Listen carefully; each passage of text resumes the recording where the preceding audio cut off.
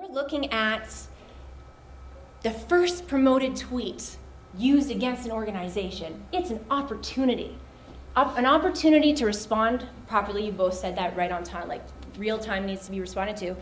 But an opportunity to get creative and to, if everybody says, yeah, airlines, customer service always sucks, but British Airways, had they, I don't know, promoted a tweet themselves and had this clever response, they could have walked away from it with everybody going, did you see how British Airways responded to that unhappy customer?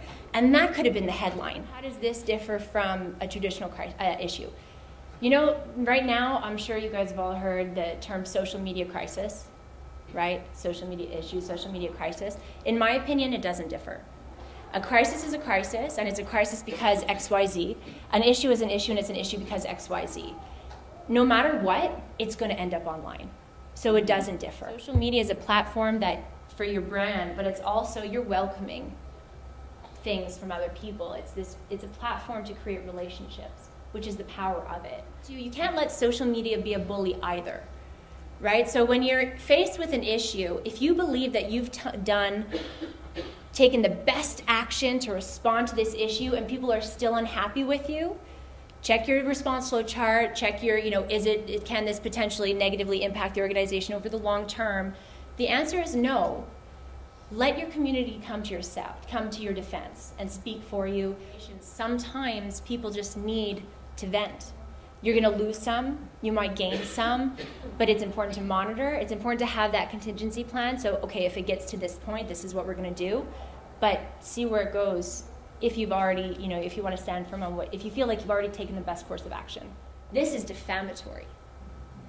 I have attorneys on my team, and when they saw this, it was like, oh my God, because you don't realize that a tweet is still a statement. Technically, the presidential family could have pursued KitchenAid. They could have pursued the rogue tweeter who made a mistake, who shouldn't have been tweeting this even from his own personal account, in my opinion. And they could have actually pursued every person with a big following who retweeted this. And there's precedent set, we're not here to talk about the precedent that's set, but there's precedent set in going after retweeters for defamatory tweets and winning in the UK. So this is defamatory, and that is, above everything else, the trigger point. Trigger points are really, really, really important for you guys to define. Maybe numbers is one, but numbers can't be the only defining criteria. You have to say numbers if and when.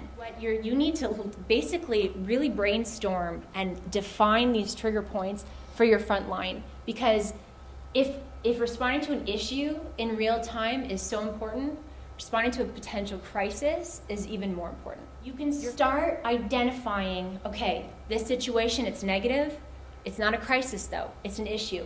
How can we take it and leverage it to connect us closer on that human level with our stakeholders so that we could build deeper relationships? All of this attention is already on us. How can we turn it into our favor? And when you start practicing that and start planning for that, issues become opportunities.